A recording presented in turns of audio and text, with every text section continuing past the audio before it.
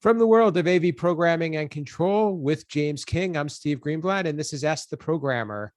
James, we're back for another episode, and I think this is one that you will find is near and dear to you. We're going to be talking a little bit about security today. And before we get started, how are you?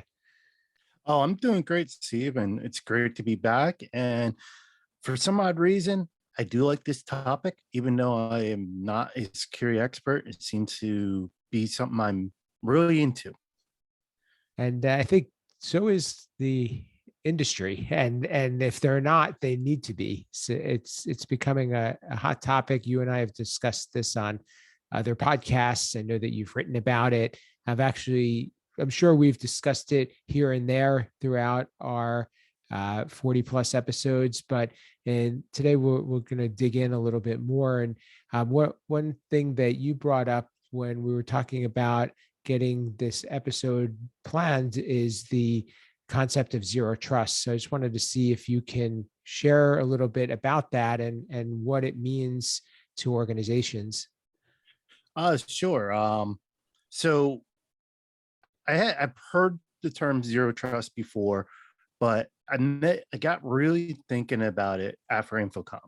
And I went to a session where they had a class on zero trust architecting, and really got me thinking, because the the concept of zero trust is you trust nobody. Um, they said in this session that about 35% of our threat actors are within our walls already. So putting up firewalls, putting up VLANs are great for keeping the outside out. But when your threats are already inside your wall and might even have access to those, then that doesn't, those, they don't do you any good. And you still got to account for those. A good example of the way I was thinking of this, and I'm trying to figure out how to do this in our environment programmatically, is, for example, we have our faculty can turn on the projectors. No problem. This is great. We could probably set it that you have to put a passcode, but that's a little intrusive for a classroom. But our classes are normally from 8 till 10 o'clock. So if they get a command at 3 a.m., that's should be a red flag right there saying, hey, something's wrong here, and we need to not allow that command to go and take a look at it. And that's really where I'm trying to get my head into the zero trust is you need to authenticate and authorize each time almost. Yeah, I can only imagine too, in an environment like yours where you have a lot of people coming and going, and you also have a lot of curious students. And not to say that the students are somebody that are going to do something malicious, but sometimes they're bored, and it's something that should be thought of. At least I've come across that in my dealings. But what you're saying makes a lot of sense too, in that if something odd is happening, tracking down or at least logging it, or being able to understand where it's coming from, because chances are that that command or that person that's trying to access the system shouldn't be at that time. 100%. That's what we kind of got to be mindful of. And there's always going to be security risk. We're always going to face it. As the saying goes, it's not if you're going to get attacked, it's when you're going to get attacked and hacked.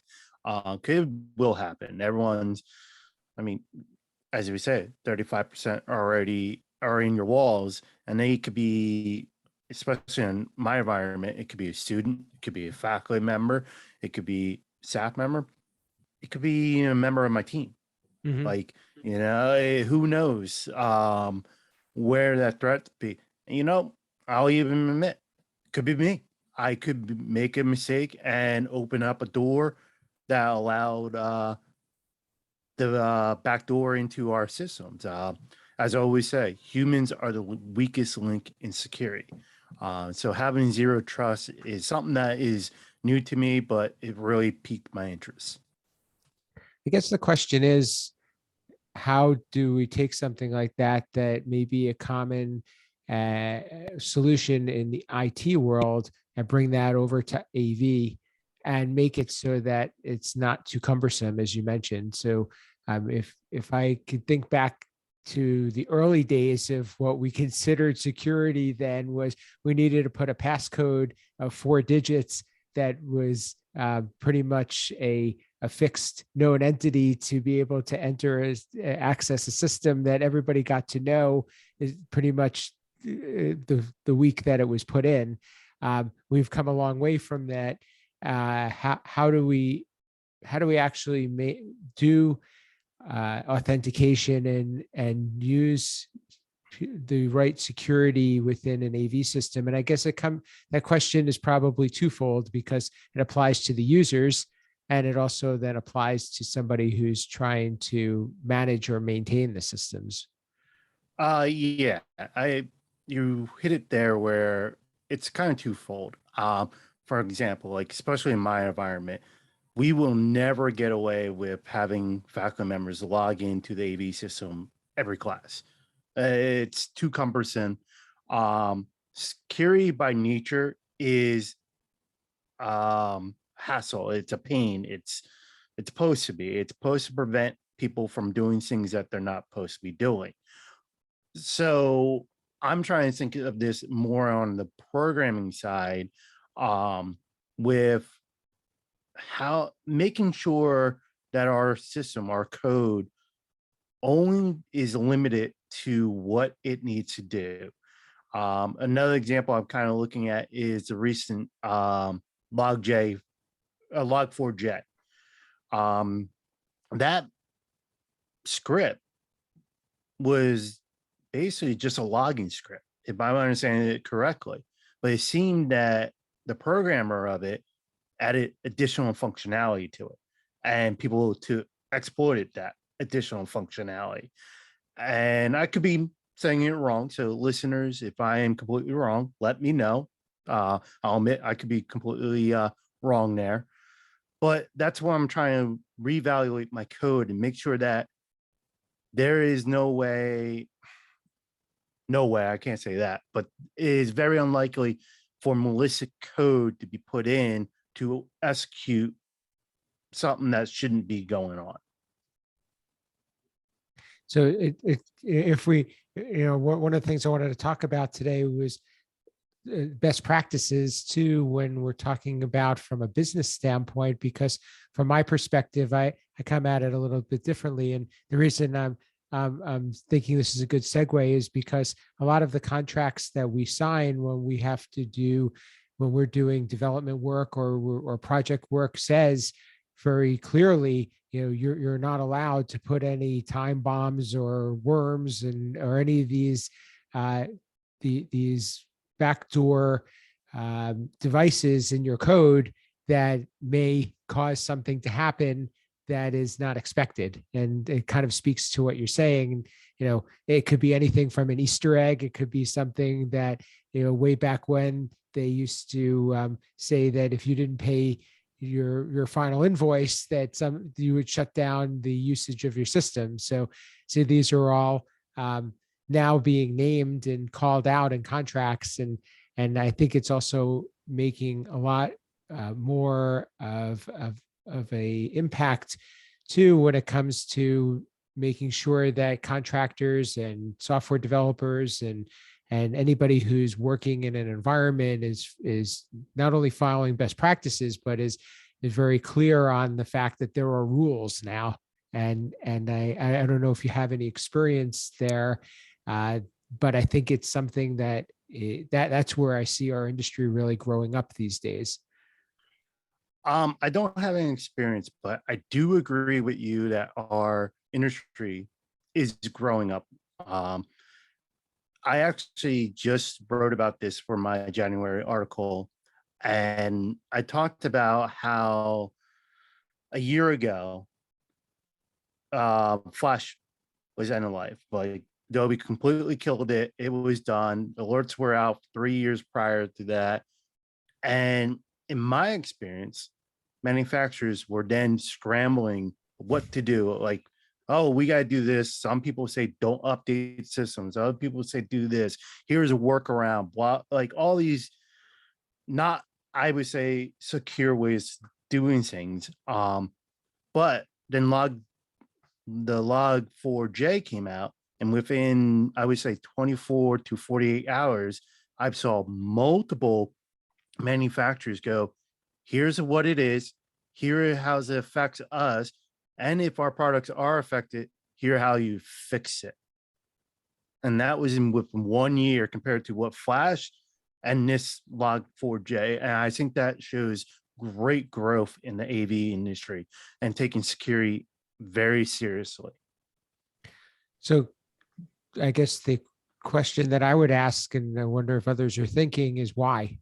What's happened in that year? Do you think it's something that has been a process of more awareness, or is it something where more companies have been strong armed to be compliant? Is it that the requirements have strengthened and the we're demanding more from manufacturers or others? I think our tech managers in whatever field you are, your corporate, higher ed, resi, your manager of the equipment are becoming smarter, and they're understanding more of what's going on. And as we have said, AV is IT, or at least I have said that. And IT folks are now getting more involved with AV equipment, not just because it's on the network, but is because it's on the network, and are saying, hey, your equipment needs to meet our standard so you can work. And I think that really pushed manufacturers. Plus, I'm seeing a lot of industry taking on security and topic. As I mentioned, the zero trust, plus a couple other sessions I took at Infocom this year was on security. Then also, I know HATMA had a security panel during their session. I know AV Nation and the State of Control, AV Week, there's been talk of security. There's been RayPub has posted security articles, AV Nation. I mean, you look at all these publications, besides even the higher ed digital magazine with my publication, people are talking about security. So I think it's there, it's more forefront, and manufacturers are listening, which is smart on their part, and saying we need to address this and we need to be public about it. It's not, like, oh, there's a backdoor in our system, we're going to quietly hide and fix that. They're coming out and say, hey, this is a problem, here how you fixed it. I think that that's very admirable, and I also applaud the tech managers and you being one of them for pushing the industry to be better, because I think that that's really what's happened over the years. And to your point, there's an awareness, there's greater education, and there's also a demand for raising the bar. So this is all going to make us all better and make people take the AV industry a lot more seriously. I think we'll probably wrap this one up, but in a future episode, we'll definitely talk a little bit about how manufacturers have responded to, because I've had some experience where the device control requirements have changed, especially for devices on the network, to be more security conscious. So that's a little tease for others to listeners to stay tuned and hear more about this topic. James, how can people get in touch with you and learn more what you're up to? You can reach me on Twitter, AV_James King. I'm on LinkedIn, not as active, but I'm on there. As mentioned, I do write for the Higher Ed Digital Magazine, the IT and AV column that comes out monthly. You can find me on this weekly podcast. You can find me on AV Life. I'm almost everywhere on the internet. You can find me. I like to hear it. And if you want to chat with them, you could check them out on Sundays on AV in the AM as well. For me, you can reach me at Steve Greenblatt on social media as well on Sundays mornings on AV in the AM. Most often, but not as active the last couple of weeks. But you can also read my writings on AV Network as well as my company blog at controlconcepts.net. I wanted to just say thank you to all the listeners and everybody who's been downloading our show, because we recently passed 1,000 downloads, and we're excited about that.